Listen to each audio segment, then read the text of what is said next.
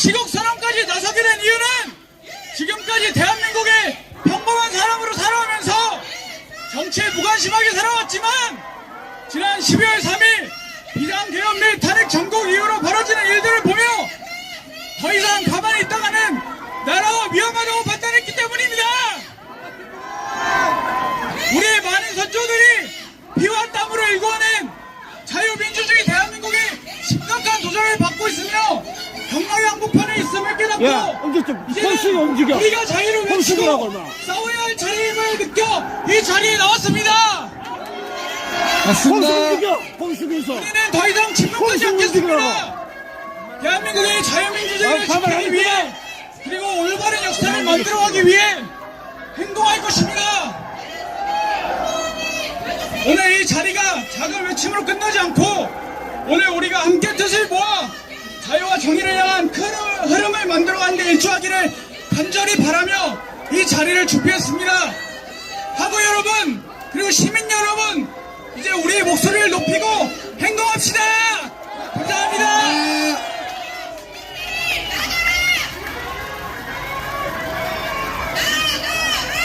오늘 시국선언은 총 3명의 재학생, 졸업생 학우분들과 서울시립대학교 권원태 명예교수님께서 연사를 하실 예정입니다. 그 내용은 첫 번째로 입법 폭주와 불법적 사법 절차에 대해 고할 예정입니다. 두 번째로 좌파 사법 카르텔, 부패 성관이 종북 주사파에 대해 알리며 보수, 중보, 진보 통합을 촉구할 예정입니다. 세 번째로는 부정선거의 실상과 증거들을 통해 부정선거의 심각성에 대해 알릴 예정입니다. 잠깐 잡아줘. 마지막으로 현 국제정세 속 대한민국의 상황과 하이브리드 전쟁에 대해 고하고 시국선언문 낭독 후 구호제창을 하고 마치도록 하겠습니다.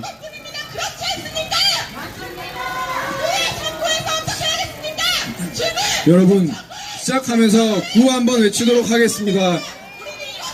시대인들이여 일어나라! 일어나라! 불법 탄핵 반대한다! 반대한다!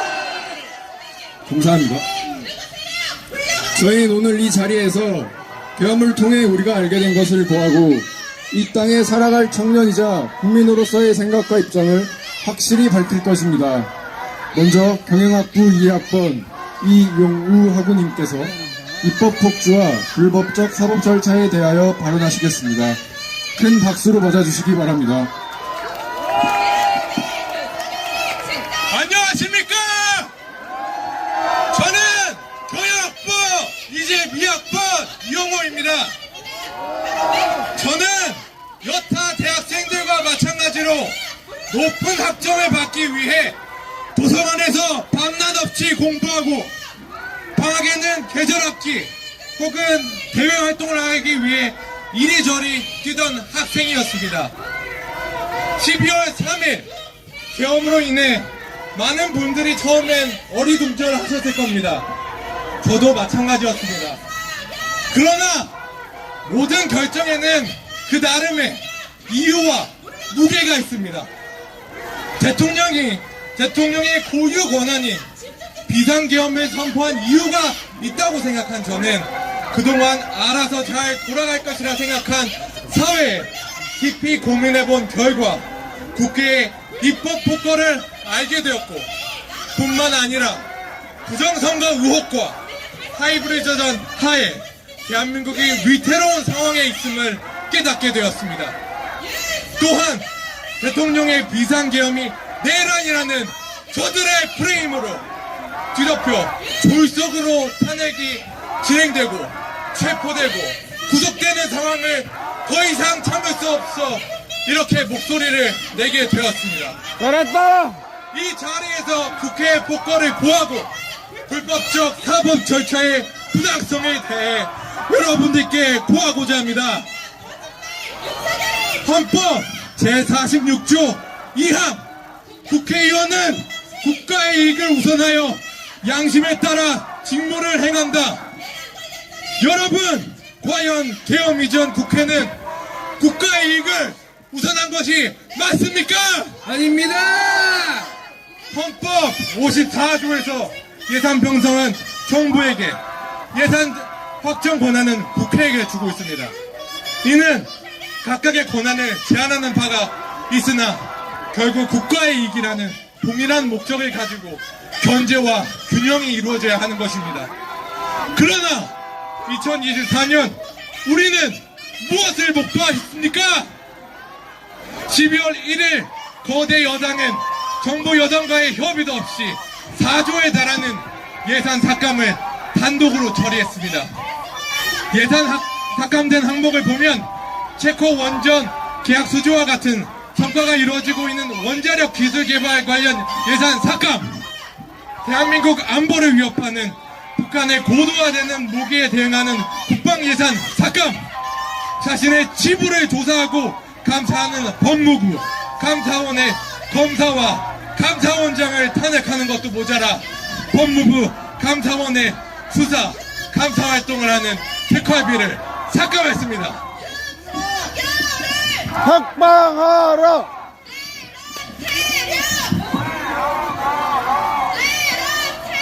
전량 해외 수입에 유지했던 우리나라에서 석유가 나올 수 있다는 희망을 가질 수 있었던 대왕고래 프로젝트 예산 삭감, 이후 대통령이 탄핵 재판을 받게 되자 부랴부랴 추경을 논하며 나라를 위하는 척하고 있습니다. 과연 거대 여당은 대한민국을 위해 일하는 것이 맞습니까?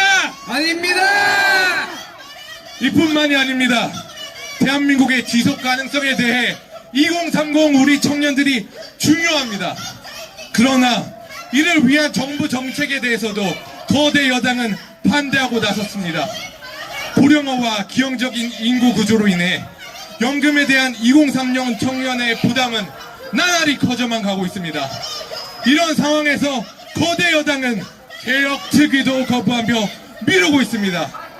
국회 거대 여당은 과연 무엇을 위해 적극적으로 나서지 않습니까? 대한민국의 미래를 생각하는 정당이 맞습니까? 아닙니다! 또한 관광자원 많지 않은 우리나라에서는 기업이 중요합니다. 물론 노동자도 중요합니다.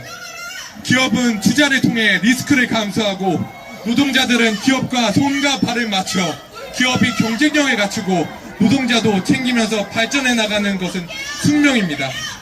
그러나 물이 고이면 반드시 썩기 마련입니다.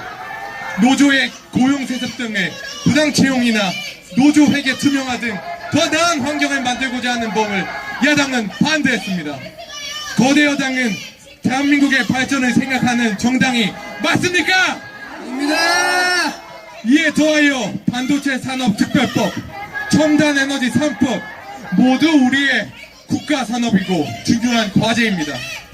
또한 국가 중요 산업 기술이 중국 등으로 유출되고 중요 시설이 중국인에게 사용되고 있는 상황에서도 간첩법의 구성 요소를 외국으로 확대하려는 간첩법은 우리나라를 지키기 위해 꼭 필요합니다.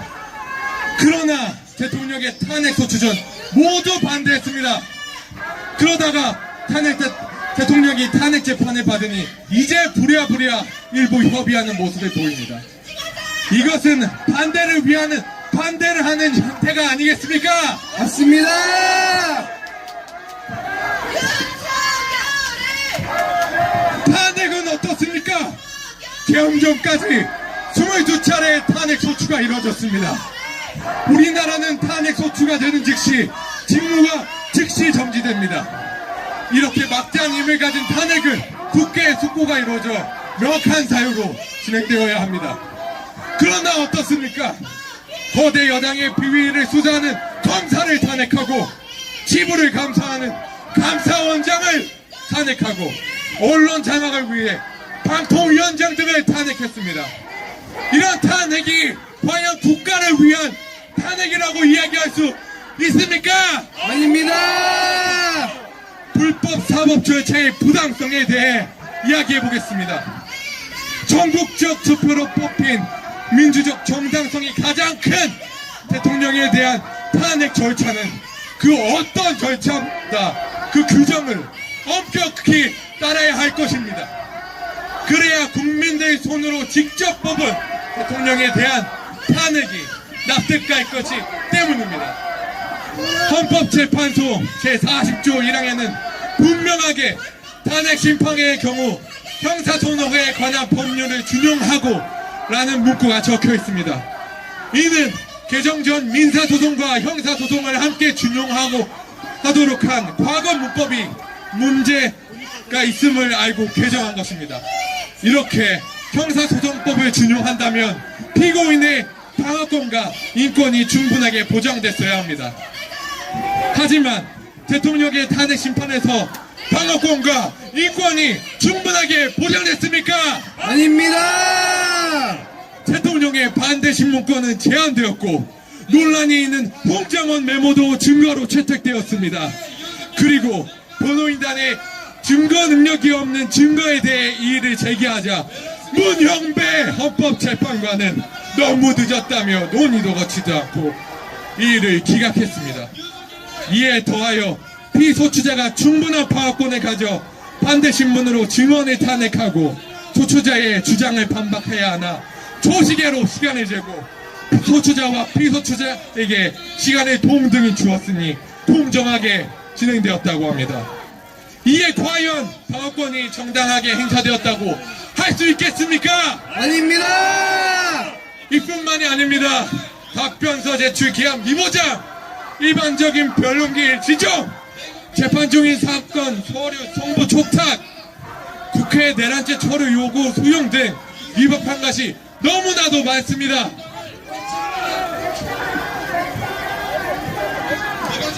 헌재는 박근혜 대통령 탄핵 당시에도 그랬으니 이번에도 동일하게 적용하겠다라는 궤변을 합니다. 과거에 잘못된 선례가 있으면 그것을 바로잡고 그 잘못을 반복하는 것이 아니라 올바르게 적용하는 것이 법치주의, 신뢰보호 원칙이 적용되는 우리 자유민주주의 대한민국일 것입니다. 이러한 위법한 이유와 졸속한 탄핵 절차로 저는 대통령의 탄핵이 각하되어야 된다고 생각합니다. 맞습니다! 여러분, 2030 여러분, 2030 청년들은 그 어느 때보다 치열하게 살아가고 있지만 우리 앞에 놓은 현실은 결코 녹록하지 않습니다. 불공정과 위선 그리고 대한민국을 위협하는 결정들이 계속해서 이루어지고 있습니다. 우리는 더 이상 침묵할 수 없습니다. 지금의 상황을 명확하게 직시하고 행동해야 합니다. 우리의 목소리가 모일 때 비로소 변화가 시작됩니다. 대한민국의 미래를 위해 지금 당당히 나서야 할 때입니다. 맞습니다! 지금의 침묵은 곧 우리의 권리를 포기하는 것이며 우리의 미래를 남에게 맡기는 것입니다. 정의와 상식이 무너지는 현실을 더 이상 저는 좌시할 수 없습니다. 우리는 행동하는 양심으로 그리고 껴있는 2030 청년으로서 대한민국의 올바른 방향을 함께 만들어가야 합니다. 역사는 우리에게 용기를 낸 이들이 세상을 바꿔왔음을 증명해왔습니다. 이제는 우리가 그 변화를 이끌어야 할 때입니다. 맞습니다! 저들은 저희를 캠퍼스에서 밀어냈다고 하지만 저희 2030 청년은 자유민주주의를 수호하고 그 어느보다 정의를 중요시 여깁니다. 저희는 저 불법적인 세력들의 충돌을 피하기 위해서 합법적으로 평화적으로 시국선언을 이곳에서 개최했습니다. 감사합니다. 잘했다.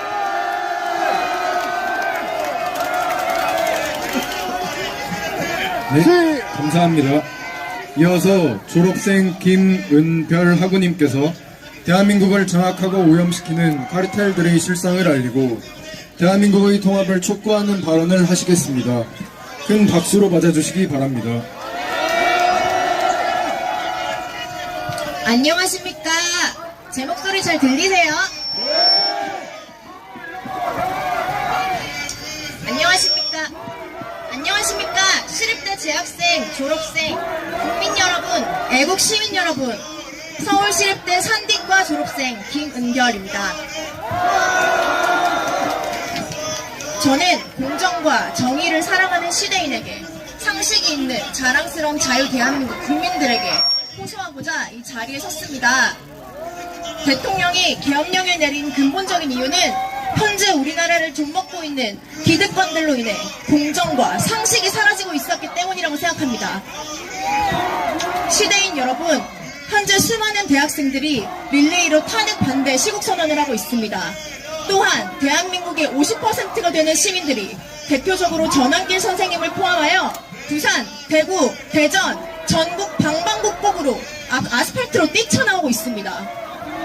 왜 이렇게 많은 사람들이 거리로 나오는 것인지 의문이 드시지 않습니까? 탄핵 찬성 세력은 이 비상계엄을 두고 민주주의의 훼손이라고 하지만 비상계엄이야말로 이 나라의 주인인 국민의 주권과 무너져가는 자유민주주의 그리고 공정과 상식을 수호하기 위한 대통령의 구국의 결단이었다는 것을, 그리고 탄핵 반대 집회는 그에 응답하는 국민들의 몸부림이라는 것을 설명드리고 싶습니다. 시대인 여러분, 공정과 정의를 사랑하는 우리 시대인 학운 여러분들께 애타는 마음으로 호소합니다. 자유와 공정, 정의를 지키는데 내가 진보냐, 중도냐, 보수냐 하는 정치 성향은 중요하지 않을 것입니다. 우리 청년은 이제 대한민국 체제를 붕괴시키려고 하는 3대 검은 카르텔 세력과 함께 맞서야 합니다. 첫 번째로 선관위 카르텔입니다. 지난 2013년 이후 선관위에서 시행된 경채 291회를 전수조사한 결과 모든 회차에 걸쳐 총 878건의 규정 위반이 있었던 것으로 드러났습니다.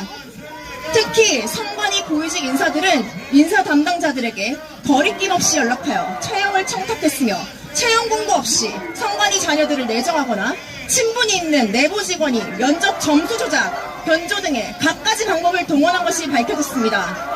이 과정에서 합격하지 못한 일반 청년들의 피해는 말로 할 수 없을 것입니다. 선관위는 선거의 공정성을 지키기 위해 정치적 중립성을 반드시 유지해야 하는 기관입니다. 이를 위해 선관위는 외부의 정치적 압력이나 개인적인 이해관계에서 자유로울 수 있도록 독립성을 부여했습니다. 그런데 그러한 자율성과 독립성을 부여했더니 가족 채용과 같은 비리가 몇 건도 아니고 몇백 건씩이나 일어났다면 이에 대한 처벌이 필요하지 않겠습니까? 그러나 헌법재판소에서는 어제 중앙선관위 고위직 채용 비리 의혹에 대한 감사원의 직무감찰이 권한침해라는 결정을 내렸으며 선관위의 독립성 침해라며 무소불위의 감사 방어권까지 지어졌습니다. 이것이 정상이라고 보이십니까? 아닙니다. 심지어 선관위에서는 간부 자녀를 채용하며 여기는 가족회사다, 친인척 채용이 전통이다 라는 발언까지 하였습니다. 대한민국 헌법 제1조, 대한민국은 민주공화국이다. 대한민국의 주권은 국민에게 있고 모든 권력은 국민으로부터 나온다. 중앙선거관리위원회는 대한민국 국민의 선거를 위한 기관 아닙니까? 왜 본인의 자녀들, 친인척들을 위한 기관으로 전락하였습니까? 선관위에서 그러한 비리를 저지르면서도 퇴원자약한 이유가 있습니다. 바로 대법관과 선관위가 한 몸이기 때문입니다. 우리나라의 중앙선거관리위원장을 대법관이 겸임하고 있습니다. 각 시도의 선관위원장은 각 지역, 지방법원장이 겸임하고 있으며 현재 대한민국의 22대 중앙선관위위원장인 노태학은 현직 대법관입니다. 선관위에서는 채용 비리뿐만 아니라 부정선거 의혹도 있었다는 것을 모두가 아실 것입니다. 지난 총선 이후 유권자들이 선거 무효 소송을 약 150건 걸었지만 대법원에서는 부정선거 증거를 모조리 기각시켜 단 한 건도 법원 인정권이 없습니다. 이상한 투표지 증거들이 쏟아지는데 왜 단 한 건도 받아들여지지 않았던 것일까요? 바로 이 선관위 카르텔 때문입니다. 어떻게 기울어진 운동장에서 공정한 판결이 가능하겠습니까? 수많은 2030들이 몇 년씩 청춘을 희생하며 1년에 단 한 번뿐인 공시를 간절히 준비합니다. 우리 시립대도 공시생이 많기로 유명한 학교입니다. 그래서 더욱 화가 납니다. 선관위는 우리 청년들의 피나는 노력과 응당한 성취를 송두리째 앗아갔습니다. 청년 외치며 기회는 평등할 것이라고, 과정은 공정할 것이라고, 결과는 정의로울 것이라고 앞에선 외치며 뒤로는 청년 세대들의 노력을 훼손하고 우롱하며 권력으로 모든 의욕을 깔아뭉개며 군림하는 선관위를 강력히 규탄합니다. 규탄한다! 규탄한다! 규탄한다! 두 번째는 좌파 사법부 카르텔입니다. 공무원은 기본적으로 중립이 요구되는 국가기관 조직입니다. 우리가 일반적으로 공무원을 생각할 때 공정할 것이라 여기며 국민을 위해 일하는 사람들이라고 생각하는 이유입니다. 우리는 지금까지 헌법재판소를 최고의 헌법 수호기관이라 생각해왔습니다. 그런데 헌법재판소에 우리법연구회, 국제인권법연구회, 민변 등 특정 사조직 이념단체 출신들이 똘똘 뭉쳐서 요직을 차지하며 편향적인 판결을 내리고 있습니다. 누군지 아십니까? 바로 헌법재판소에서 대통령 탄핵을 심판하고 있고 또 임명을 앞두고 있는 문영배, 이미선, 정정미, 정계선, 마은혁입니다. 여러분, 우리법연구회에 대해 아십니까? 우리법연구회는 단순한 사조직이 아닙니다. 종북, 친북, 민주화 운동 세력의 모체로 정치적인 결사조직입니다. 진보 성향의 판사 모임 우리법연구회는 더불어민주당과 유착되어 있습니다. 이들은 법조계의 따리를 틀고 좌파 카르텔을 형성하며 판결을 통해 우리 사회를 작용하러 이끌고 있습니다. 민주당은 우리법연구회 출신 법관들을 사법 요직에 앉히고 이들을 좌편향 판결로 보답하며 민주당 공천을 통해 입법부로 진출해왔습니다. 대표적으로 최기상, 박범계가 우리법연구회 출신입니다. 이들의 무소불위의 완장질로 인해서 현재 문영배 체제 현재의 적법 절차 훼손은 이루 말로 할 수가 없습니다.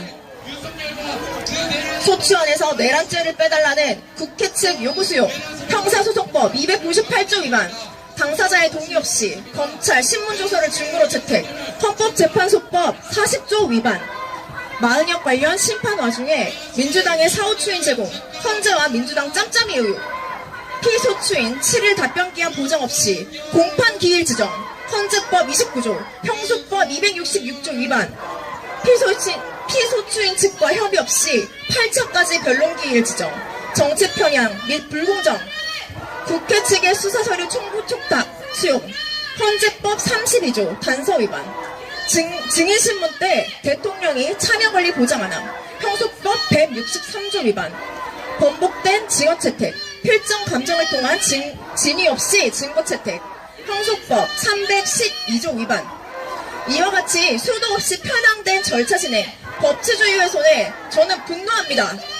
더 나아가 현재의 대통령 판결에도 이와 같이 거대한 불법과 편향된 불공정을 행하는 사법부를 더 이상 신뢰할 수 없습니다. 본인들의 정치적인 목적을 따라 판결하고 사익을 취하는 헌법재판소, 권력의 부역자가 되어 헌법을 훼손하는 불의한 헌법재판관들을 고발하며 좌편향된 카르텔을 형성하는 헌법재판소의 폐지를 강력히 주장합니다. 폐지하라! 폐지하라! 폐지하라! 마지막으로 종북 주사파 카르텔입니다. 종북 주사파 카르텔은 종전에 설명드렸던 거대한 두 카르텔의 깊은 뿌리와 같습니다. 여러분, 윤석열 대통령이 취임하기로 전부터 대통령 탄핵 집회가 열렸다는 것을 아십니까? 2022년 3월 26일 윤석열 대통령이 당선된 지 18일 만에 윤석열 대통령 선제 탄핵 집회가 열렸습니다. 윤 대통령의 취임식이 5월 10일이었는데 본격적으로 국정 업무를 보기도 전에 이러한 탄핵 운동이 있었고 비상계엄 전까지는 약 178회에 달하는 윤석열 대통령 퇴진 집회가 있었습니다. 윤 정부의 국정 운영의 잘잘못을 넘어 취임 초부터 우파 정권 자체를 부정해온 것을 의미하는 것입니다. 국민이 뽑은 윤 대통령을 취임 초기부터 탄핵하려는 세력은 누구였을까요? 반국가 세력입니다. 소위 말하는 간첩입니다. 요즘 시대에 간첩이 어딨냐는 말은 이제 그만하십시오. 여러분, 우리나라는 휴전국입니다. 대한민국 헌법 제3조에 따르면 북한은 대한민국의 영토 내에 존재하는 반국가 단체로 38선 위에서 현재도 계속해서 대한민국을 도발 중입니다. 현재의 적의 공격은 총과 칼의 싸움이 아닙니다. 예전처럼 물리력에 국한되지 않습니다. 사이버 공격, 여론전, 산업 스파이 등 다양한 방법으로 확장되어서 우리나라의 다양한 영역을 위태롭게 만들며 체제 전복을 시도하고 있습니다. 여러분, 우리나라 국회의원 23명이 국가보안법 위반 전과를 가지고 있습니다. 더불어민주당 19명, 조국혁신당 2명, 국민의힘 1명, 무소속 1명입니다. 또한 이재명과 경기 동부연합은 북한 정권을 추종하며 북한의 흡수합병되는 고려연방제 통일을 목표로 하는 주사파 핵심 세력으로 반체제 세력이며 경기 동부연합의 수괴는 내란 선동 등의 혐의로 수감되었던 이석기 전 통진당 의원입니다. 문제인은 반국가단체의 수장이었던 이석기를 석방한 전적이 있으며 국가보안법 위반을 한 박선원을 국정원 제1차장에 임명하기도 했습니다.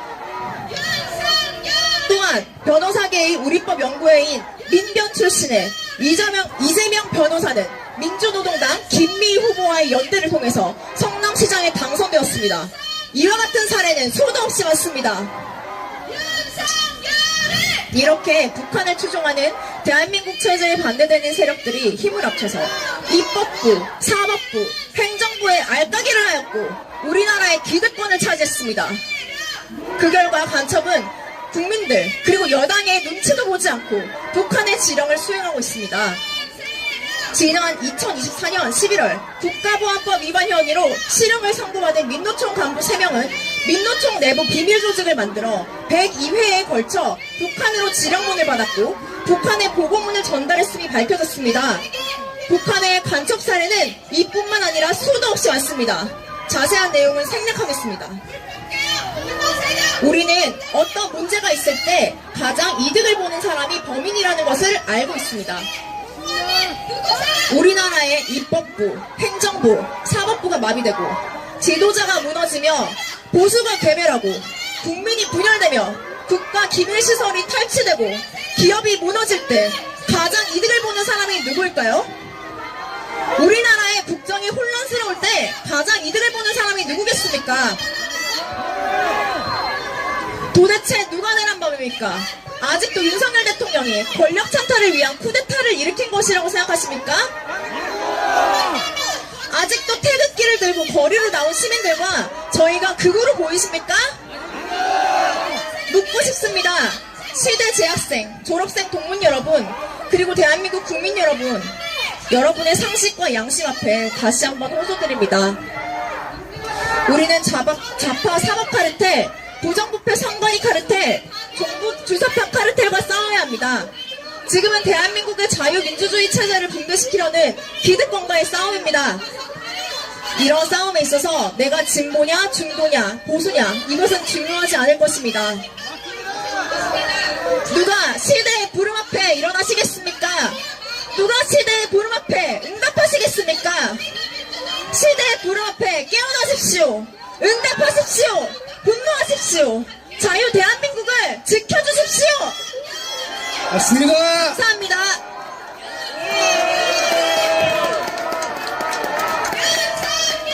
네, 다음으로 선배님께서 구호 제창을 한번 하고 가도록 하겠습니다. 네, 저쪽 빨갱이 새끼들이 너무 많아가지고 저희 빨갱이를 하면서 좀 기좀 죽여야 될 것 같아요. 그래서 제가 나왔는데 한번 외치고 시작하겠습니다.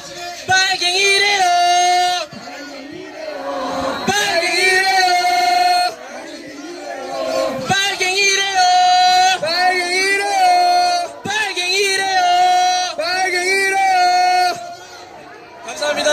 하고 또 이어서 내란 세력은 어디죠? 민주당! 민주당이죠. 반국가 세력 어디죠? 제가 내란 세력 하면 외쳐주세요. 내란 세력!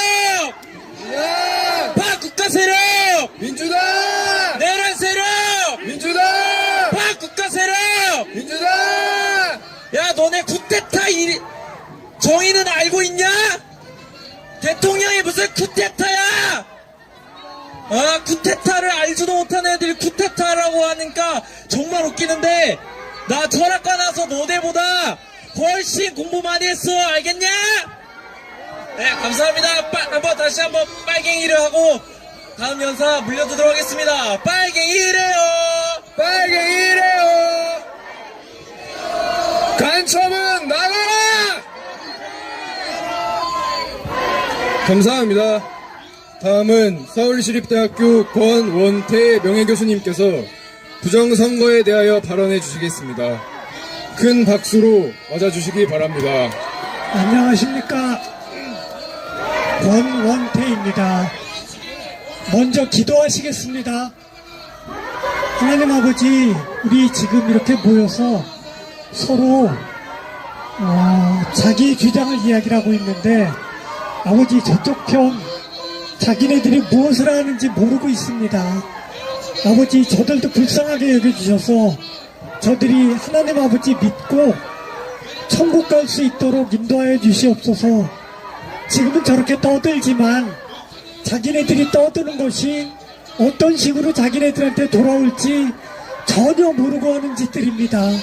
아버지 불쌍히 여겨주시옵고 저들이 회개하고 돌아와서 자유 대한민국을 세울 수 있도록 인도하여 주시옵소서.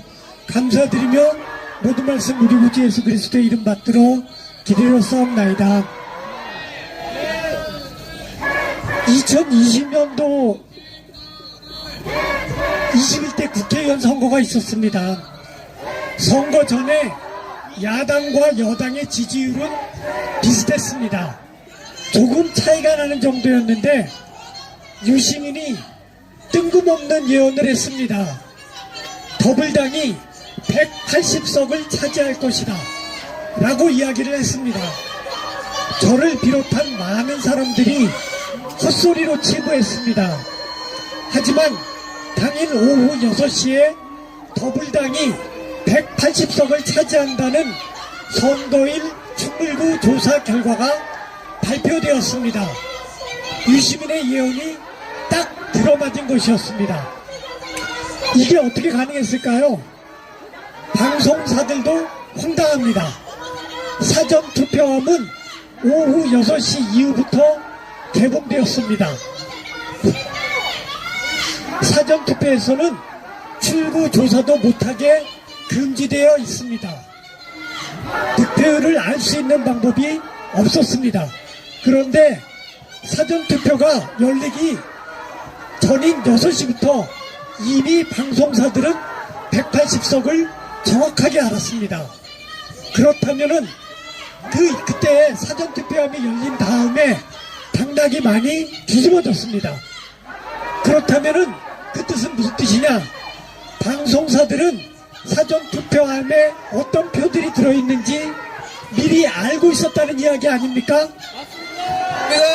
이게 어떻게 가능했을까요? 선관위는 조작했고 그 조작 숫자를 유시민과 방송사에 알려주었다는 이야기 아닙니까? 선관위와 방송사, 여기 KBS 오셨었는데 KBS를 포함한 모든 방송사는 같은 편이라는 증거 아닙니까? 맞습니다! 2020년도 선거 이후에 저는 중앙선거관리위원회에서 로우 데이터를 다운받아서 분석했습니다. 확률과 통계를 이용하여 분석한 결과 확률 10의 200승분의 1의 사건들이 대부분의 선거구에서 발생했다는 사실을 알게 되었습니다. 2024년도 총선에서도 같은 결과가 나왔습니다. 그리고 실물 증거로 형상기억 종이, 배춧잎 종이, 일장기 투표지 등이 나왔습니다. 평생 공학자로 살아온 저도 형상기억 종이는 처음 듣는 이야기입니다. 여러분들은 들어봤습니까? 선관위가 거짓말하는 거 아닙니까? 2020년도 총선 후에 부정선거 여부를 밝혀달라고 민경욱 후보가 선관위를 고발했습니다. 이와 관련한 대법원 판결이 2020년도 7월 28일에 나왔습니다. 판결 내용은 원고가 범인을 지목하거나 범인을 잡아내지 못했으므로 기각한다 였습니다.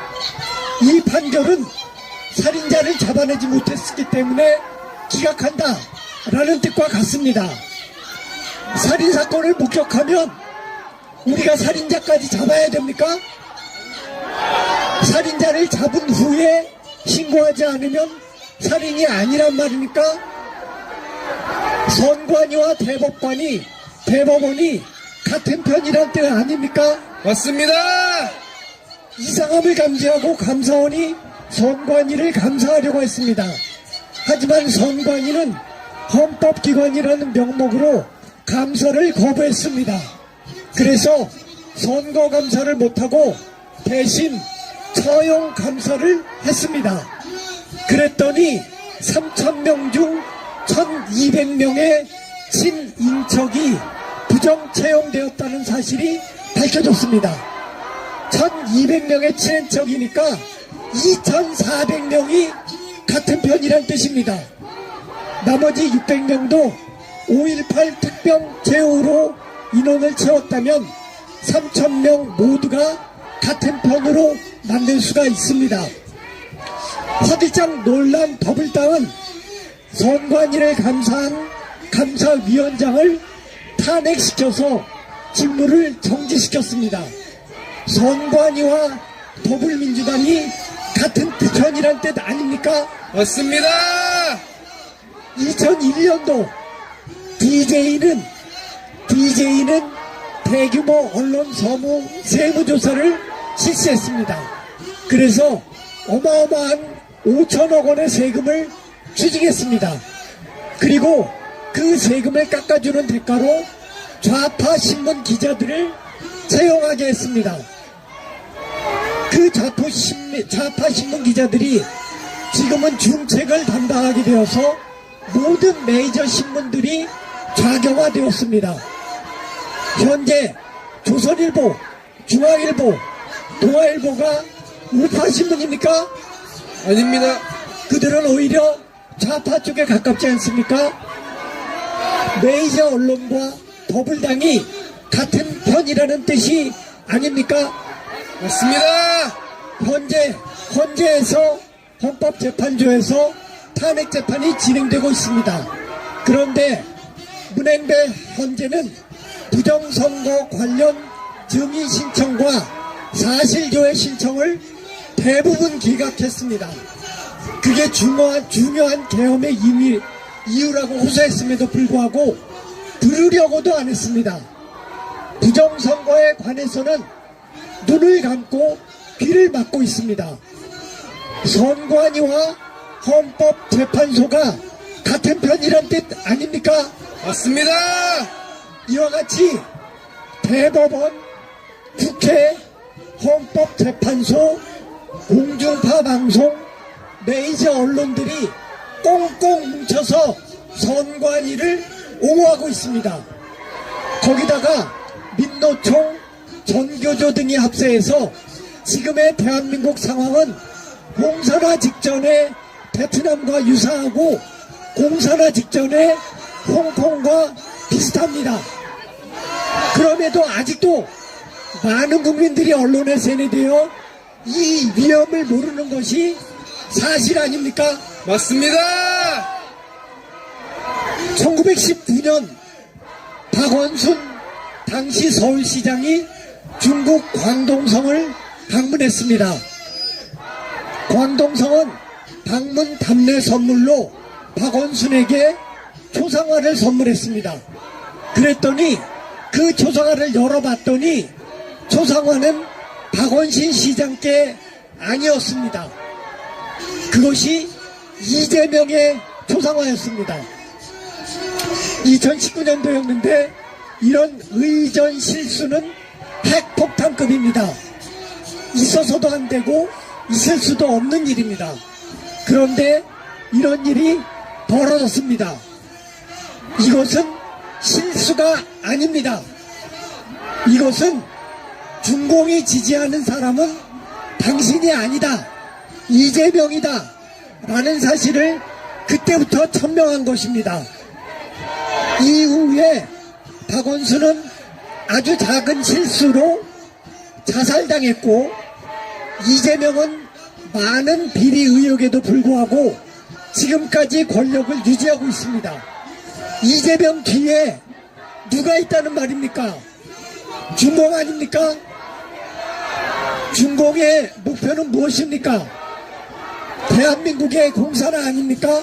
맞습니다. 공산화를 위해서 윤 대통령을 탄핵하고 조기 대선을 치르려는 거 아닙니까? 맞습니다. 조기 대선에서 부정선거로 이재명을 대통령으로 만들려는 것 아닙니까? 맞습니다. 쎄쎄 이재명을 통해서 대한민국을 공산국가로 만들려는 거 아닙니까? 맞습니다. 우리 20대 30대 여러분들한테 굉장히 미안한 것은 여러분들한테 이런 나라를 물려주게 되었다는 사실입니다. 우리가 할 수 있는 최선을 다했지만 나라의 좌경화를 막지 못했습니다. 참 미안합니다. 정말로 미안합니다. 그래도 계엄으로 인해서 여러분들 같은 2030들이 다시 깨어나게 돼서 참 감사합니다. 여러분들이야말로 이 나라를 구해낼 애국자들입니다. 이제 우리가 함께 이 나라를 구해냅시다. 윤 대통령을 복귀시켜서 자유 대한민국을 다시 세웁시다. 세우자. 자유 대한민국을 다시 일으켜 세웁시다. 세우자. 감사합니다.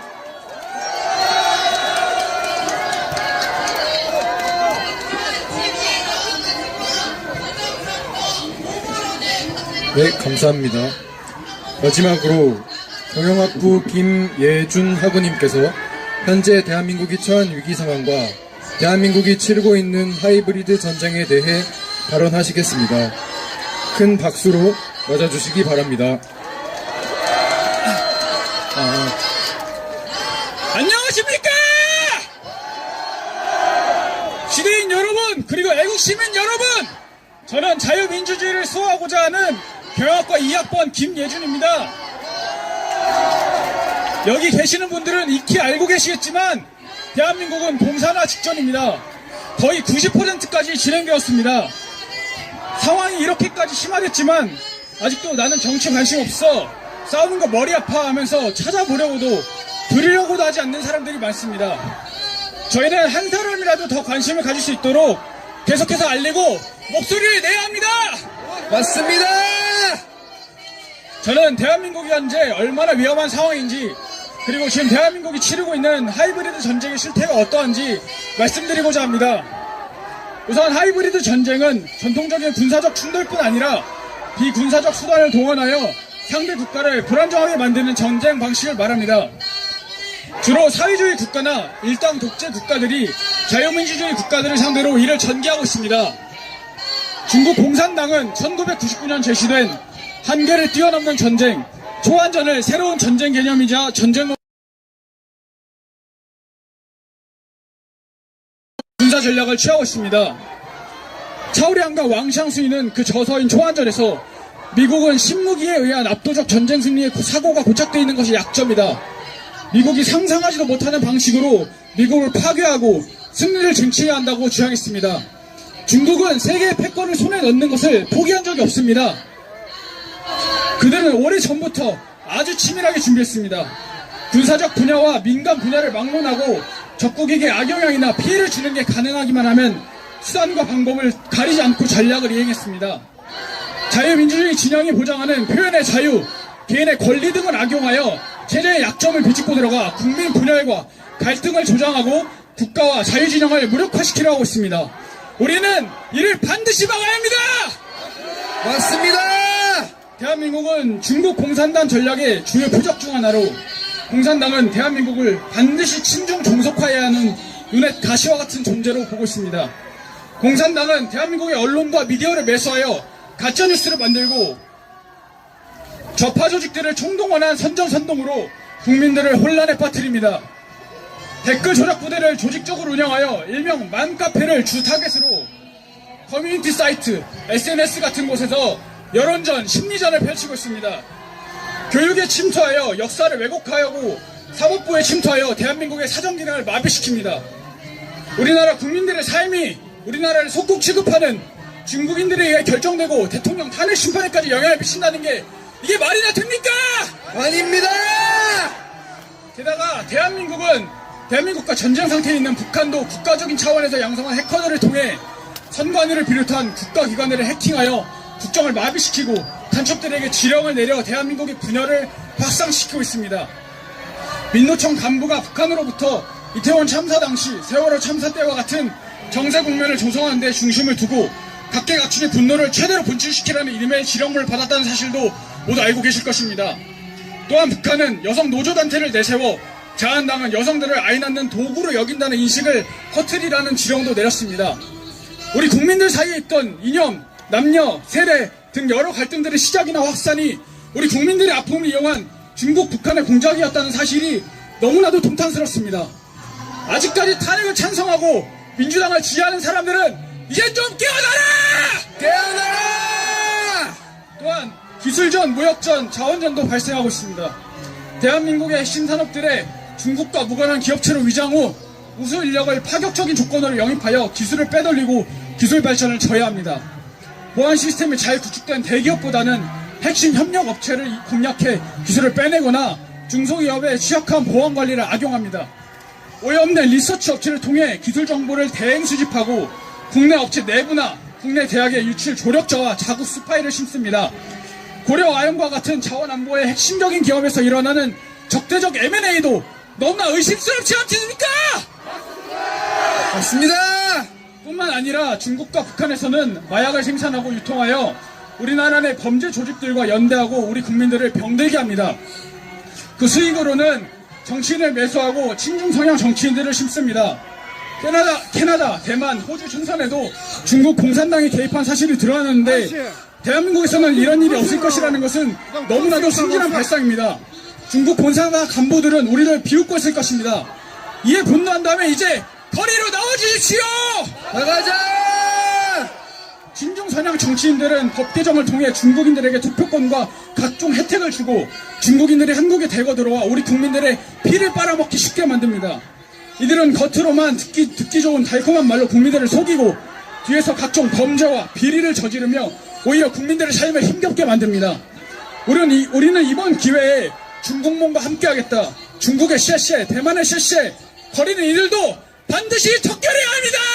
척결하자! 며칠 전 울산대학교에서 중국인 유학생이 방화를 저지르기도 했습니다. 중국인 유학생이 미군 군사시설을 촬영해 중국에 넘기는 일도 있었지만 마땅한 법조항이 없어 처벌이 어려웠습니다. 사드에서 나오는 전자파가 인체에 해롭다는 말도 안 되는 선동도 있었고 후쿠시마 오염수 때문에 방사능 비가 내릴 것이라 선동하기도 했습니다. 전 정부는 사드 기지에서 나오는 전자파를 측정해 인체에 무해하다는 것을 여러 차례 확인하고도 제대로 알리지 않아 사드의 장식 배치를 미뤘습니다. 때문에 한미 장병 수백 명이 제대로 된 숙소 화장실도 없이 열악하게 생활해야 했습니다. 후쿠시마 오염수 괴담이 사실이 아니라는 것을 밝히는데 1조 6천억이 소요됐지만 선동한 사람들은 현재 아무런 책임도 지지 않고 모르는 척 침묵합니다.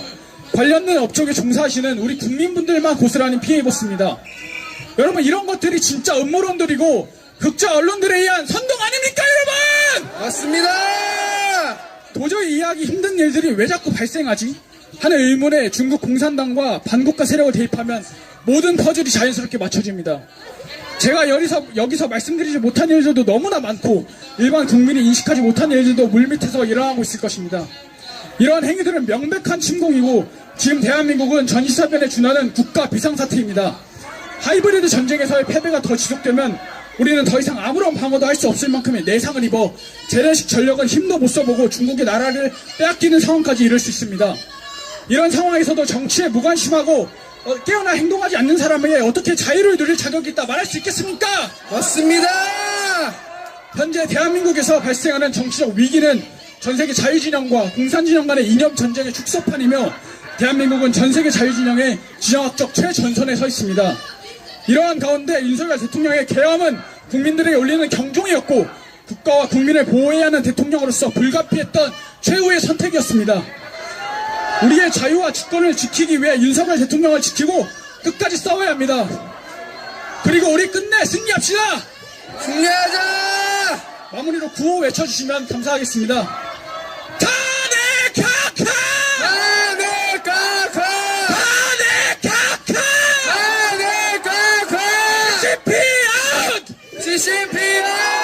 CCPN! CCPN! Stop the steal! Stop the steal! Stop the steal! Stop the steal! 합니다.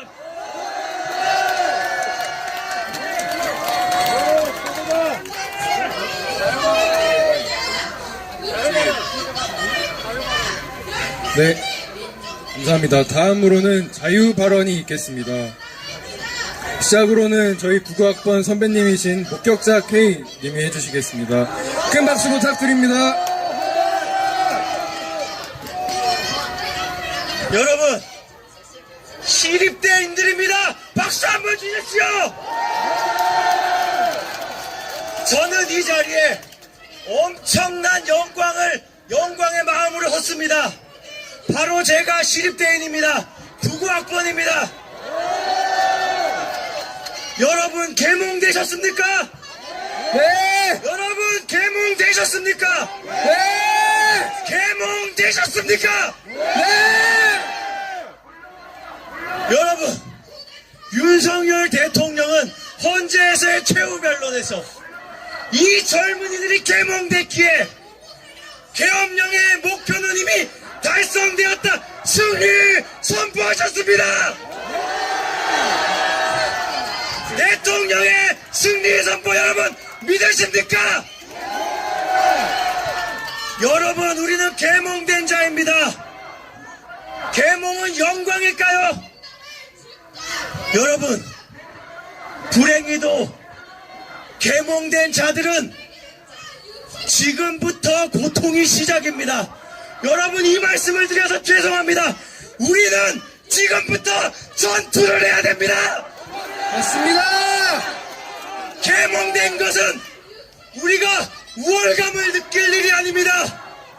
저 무지몽매한 저 죄악된 반국가 세력들보다 우리 계몽된 자유대한민국 시민이 더 많은 숫자가 되어야 됩니다. 지금 여러분 주변에 한 명, 그 옆에 2명, 가족과 친지 설득해야 됩니다. 여러분들이 계몽을 시키는 전사가 되셔야 됩니다. 여러분, 대통령의 승리 선포는 작은 전투 하나입니다. 계엄령이라는 전투 하나 승리한 것입니다. 전쟁이 이제 시작된 것입니다. 대통령은 여러분들에게 동원령을 내리신 겁니다. 참전하실 분 3초간 저 반국가 세력을 향해 함성!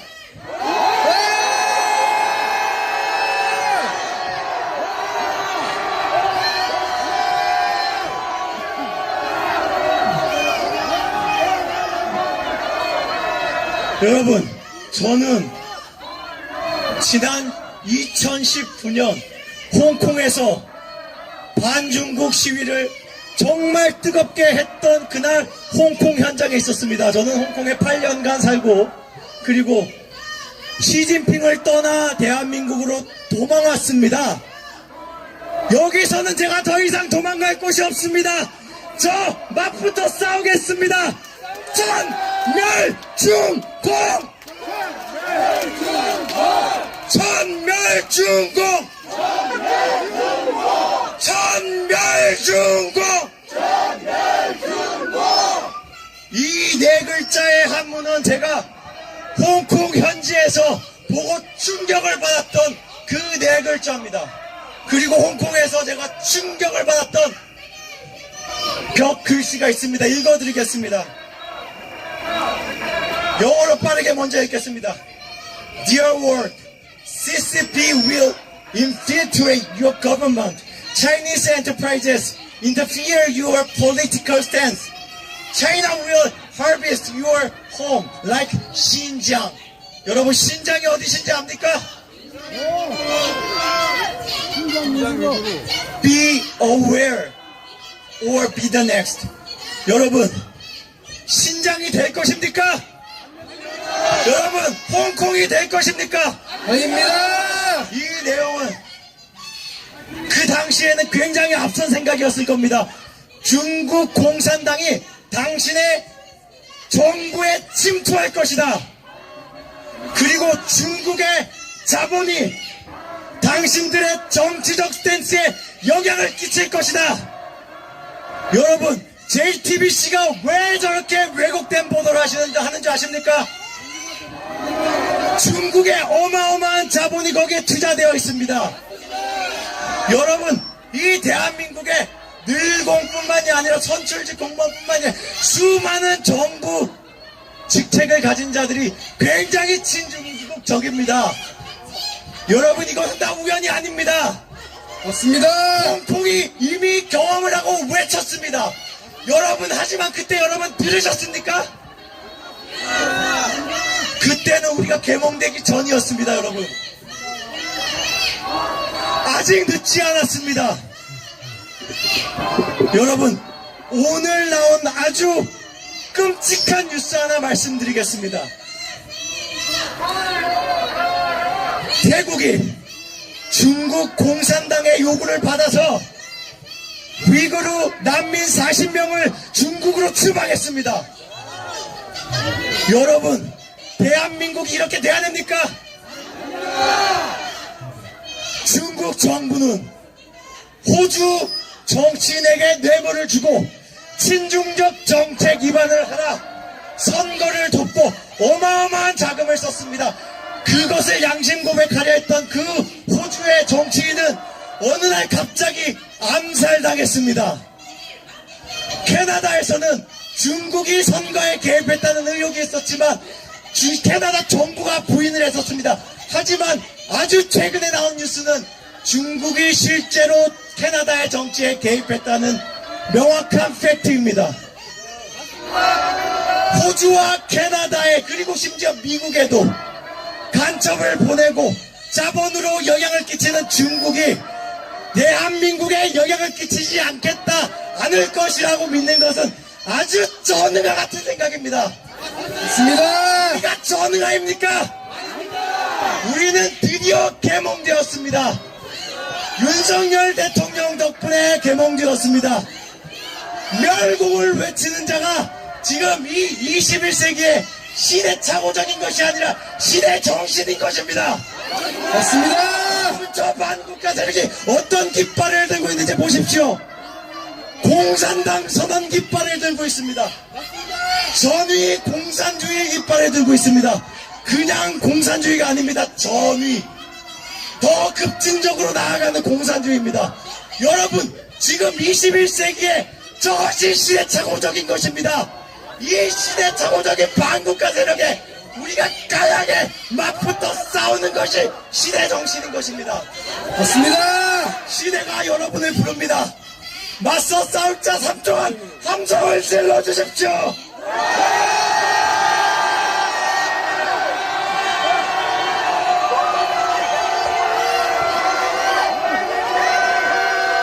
간첩은 나라야! 저기 하이브리드 전쟁을 하면 우리가 무서워해야 됩니까? 우리가 더 이 하이브리드 전쟁을 잘 할 수 있습니다. 왜냐, 우리의 총사령관 윤석열 대통령 덕분입니다. 맞습니다. 윤석열 대통령은 본인이 구금된 상태에서도 여러분들을 개몽시킬 정치적 역량이 있습니다. 그 총사령관을 구출해냅시다. 여러분, 탄핵카카를 외쳐주십시오.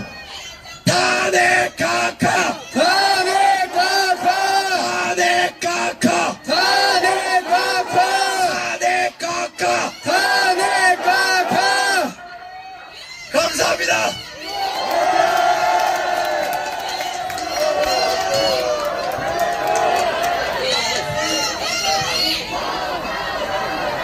네, 다음 자유 발언이 있겠습니다. 네, 반갑습니다. 시립대 1, 2학번 철학과 김치현입니다. 방금 전 권유 선배님은 99학번인데 저도 나름 1, 2학번이라 화석이거든요. 근데 저 때도 저렇게 배급견이라고 하는데 돈 받고 학교에 저런 분위기를 계속 만들어 나가는 총학생회 플러스 저런 세력들이 많았습니다. 그래서 연차 쓰고 우리 후배들 지켜주기 위해서 나왔는데 애국시민 여러분 한번 함성 발사 부탁드리겠습니다. 와!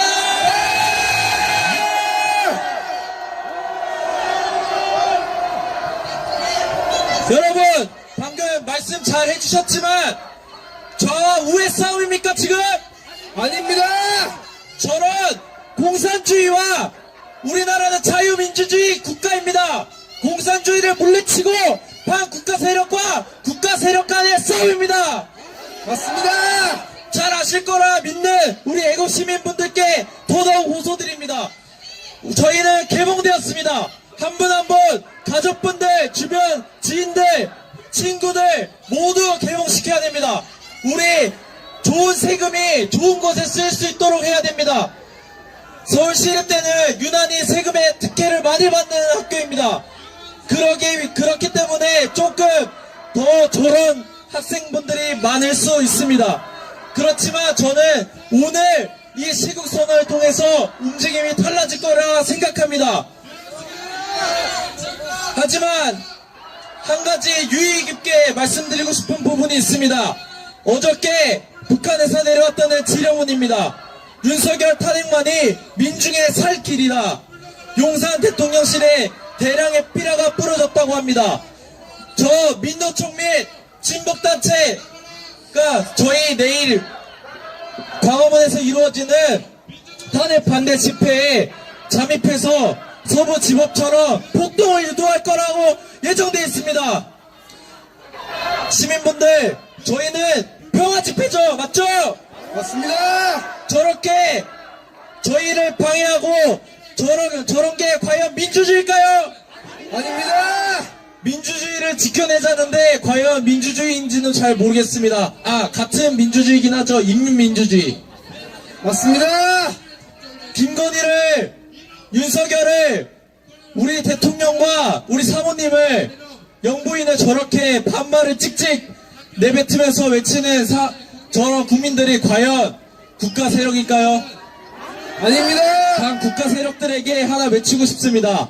공산주의는 물러나라! 물러나라! 공산주의 세력 물러나라! 물러나라! 저기 조국혁 신당 포함해서 공산주의랑 같이 있는 거면 반국가 세력 맞겠죠? 맞습니다. 무슨 교수회라는데 전 잘 모르겠네요. 마지막으로 한 가지 말씀드리겠습니다. 저는 철학과를 나왔기 때문에 루소의 전부 인권설과 미래 공리주의에 더불어 무엇이 이득일지에 대해서 헌법재판관들에게 말하고 싶습니다. 첫째, 그렇게 지금까지 해오지 않았지만 헌법에 기초하여 모든 사람의 인권은 보장되어야 된다라고 생각하고 오늘 윤석열 대통령이 풀려났으면 좋겠습니다. 여기 구치소 한 번이라도 나가보신 분 계십니까? 그렇게 간첩들이나 삐라를 뿌려대는 사람들은 저런 구치소에 안 계신데 우리 대통령님은 하루하루 우리 국민들을 위해 싸우고 계십니다. 맞습니다. 이거 취소되어야 하지 않겠습니까? 맞습니다. 둘째로 어떤 것이 전체 대한민국 국민들에게 좋은 방향인지 공리주의에 더불어서 생각해 주시기를 간곡히 호소드립니다. 한 표의 가치는 수천만 원의 가치가 있다고 합니다. 우리의 세금이 잘 이용되고 하는데 부정선거에 더불어서 부정선거를 밝혀내야 되지 않겠습니까? 맞습니다. 셋째, 자유민주주의에 기초한 이승만 대통령이 우리나라를 생각해온 이 마음에 어떤 것이 바람직한지 생각해 주시기 바랍니다. 마지막으로 최악의 상황을 얘기하자면 우리는 아까 홍콩 상황과 더불어 무너지고 나서는 되돌리기가 힘들 것입니다. 국민 주권이란 그런 것입니다. 존경하는 이승만 대통령을 비롯해서 문재인 전까지의 대통령들은 그 주권을 지키려 노력했던 것 같습니다. 여러분, 우리는 개몽되었습니다. 대통령은 잘한 것도 있지만 잘한 것을 좋게 평가하고 옳지 못한 것을 옳지 못한 평가를 해야 된다고 생각합니다. 앞으로 우리는 이 부풀려진 역사를 잘 바로잡아야 할 것입니다. 맞습니다. 자, 국민들은 똑똑히 알고 있고 지켜보고 있고 이 국가 시스템이 잘 적동되기를 국회의원들과 헌법재판관들과 더불어서 우리는 알려야 될 것입니다. 잠시만 물만 먹고 구호 외치겠습니다. 죄송합니다.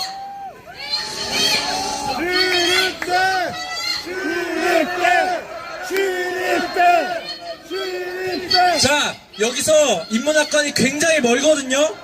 그렇지만 이 목소리를 인문학관과 저 끝에 도서관까지 멀리 외쳤으면 좋겠습니다. 윤석열을 죄송합니다. 탄핵 카카부터 하겠습니다. 탄핵 카카! 탄핵 카카! 탄핵 카카! 탄핵 카카! 그 다음에는 공산주의 세력 물러나라 하겠습니다. 공산주의 세력!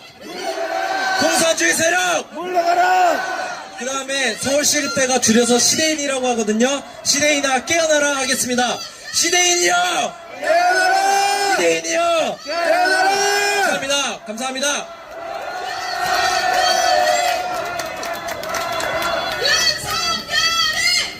네, 감사합니다. 이제 서울시립대학교 탄핵반대 시국선언문을 낭독하고 구호 제창 후 마무리하겠습니다. 서울시립대학교 탄핵반대 시국선언문. 지난 12월 3일 윤석열 대통령의 비상계엄 선포를 기점으로 대한민국은 자유민주 체제와 법치 수호를 위한 최전선에 놓이게 되었습니다.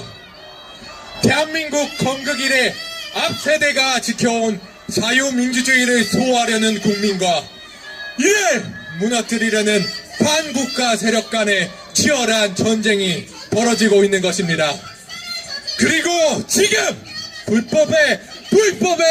불법을 더한 사기 탄핵과 졸속 재판으로 인하여 우리는 전쟁터의 끝자락으로 몰리고 있는 형국입니다.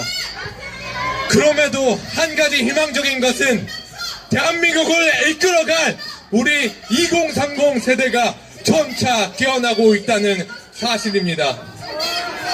자유민주주의와 법치주의를 소화하려는 목소리가 보이고 행동으로 번지며 점차 공정과 상식을 회복하는 대한민국으로 다시 일어나고 있습니다.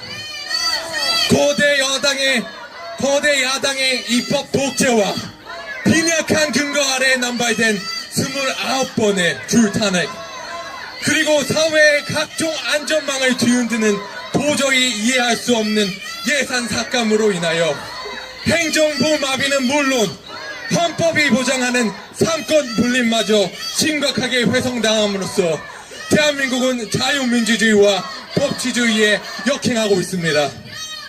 이에 행정부를 책임지고 국민을 위해 나라 살림을 이끄는 대통령은 국민에게 절실히 호소하는 마음을 담아 그리고 입법기각인 국회에 더 이상의 사회 혼란을 야기시키지는 말라는 경고의 의미에서 비상계엄을 선포하였습니다. 하지만 이제는 입법부를 넘어 우리나라 사회 시스템 전체에 경종을 울리는 비상계엄이었음이 설명해졌습니다. 헌법과 법률에 의하여 재판관의 양심에 따라 공정한 법의 심판을 적용함에도 불구하고 위법, 위헌을 남발하며 법리가 아닌 이념에 따라 재판을 일삼는 사법부를 비롯해 진실보도, 권력감시라는 사명을 안고 제 기능을 수행해야 하지만 국민의 눈과 귀를 가리고 이권을 쫓는 언론, 그리고 사회 곳곳에서 민주주의라는 가면 뒤에 숨어 암약하는 반국가 세력에 이르기까지 비상계엄 메시지는 명확하게 전달되었습니다. 하지만 대통령의 메시지에도 불구하고 자유민주주의를 붕괴하는 수단으로 채택된 다른 이름의 민주주의 안에서 국민은 무엇이 옳고 그른지 판단하는 능력을 서서히 상실해왔고 이미 두 손에 쥔 주권을 외부 세력에 내어준 상태였습니다. 그들은 대한민국의 자유민주주의 체제를 무너뜨리고자 세대 간 갈등, 젠더 이슈 등 국민 간 갈라치기 선동을 신뢰를 깨트렸고 사드 배치 문제, 후쿠시마 원전 오염수 처리 문제 등 정치적 갈등을 부추겨 이념 전쟁을 키워왔습니다. 이 과정에서 수많은 사회적 자본이 소실되는 동시에 새로운 공포심이 조장되었고 반국가 세력은 이 팀을 이용하여 국민의 삶에 더 교묘히 스며들었습니다. 그리고 더 큰 목소리를 내기 위해 더 많은 행동으로 세력을 확장하기 위해 대한민국 사회 시스템 전반에 걸쳐 자신들의 목적을 이입해왔습니다. 각종 노조를 만들어 기업과 언론의 기술과 정보를 유출하고 그들에게 유리한 법안을 쏟아내기 위해 정당, 정치인과 결탁하였으며 각종 법맛을 입맛대로 해석하도록 법조계의 뿌리를 뻗어 나갔습니다. 그리고 이내 언론마저 장악하며 자유민주주의를 위협하는 메시지를 왜곡하고 오히려 거짓과 뒤섞인 사실들로 진실을 덮은 채 여론조작과 선동으로 일관해 오고 있으며 이제 남은 것은 단 하나! 바로 자유민주주의의 최후의 포로 국민 주권인 선거까지 건드리기 시작했습니다. 독립된 헌법기관으로서 설립된 선관위 그 폐쇄된 조직에서 반국가 세력이 아무런 제약 없이 선거를 조작하고 의혹이 불거지고 있습니다. 이미 투명하고 공정한 선거를 감시할 눈은 언론에 가려졌고 입은 사법부가 막았으며 손은 입법부가 맞닿아 있는 그야말로 거대한 부정선거 카르텔이 형성된 셈입니다. 하지만 우리는 알고 있습니다. 이제는 각고의 고통을 인내하며 진실을 마주해야 할 때가 왔다는 것을 너무 잘 알고 있습니다. 거대 부정선거 카르텔에 맞서 하이브리드 전쟁에서 최전선을 지켜야 한다는 것을 우리는 너무나 잘 알고 있습니다. 내란 프레임으로 얼룩진 불법 탄핵과 소추 과정과 위헌 위법 아래 무질서하게 자행되는 탄핵 재판을 보며 흔들리는 자유민주주의와 법치의 가치를 수호하고 빼앗긴 국민 주권을 되찾기 위해 우리가 목소리를 내야 함을 깨달았습니다.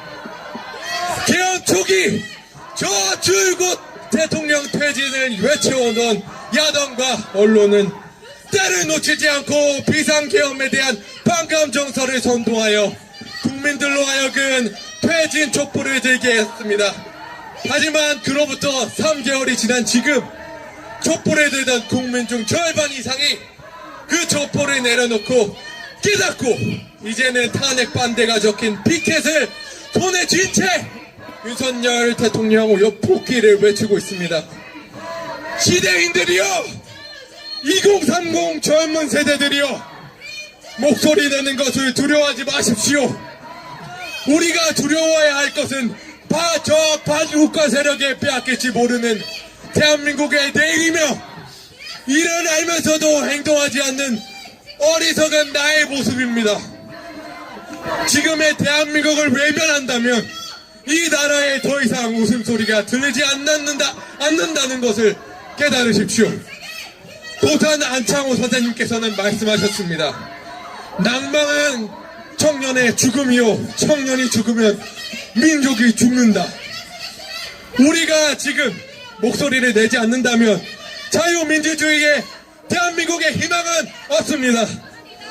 앞으로 우리가 살아가야 할 시대를 위하여 시대의 양심으로 외쳐주십시오. 행동하는 시대정신으로 외쳐주십시오. 불법 탄핵 각하라! 각하라! 불법 탄핵 각하라! 각하라! 불법 탄핵 각하라! 각하라! 자유민주주의 수호하자! 수호하자! 자유민주주의 수호하자! 수호하자! 자유민주주의 수호하자! 수호하자! 감사합니다.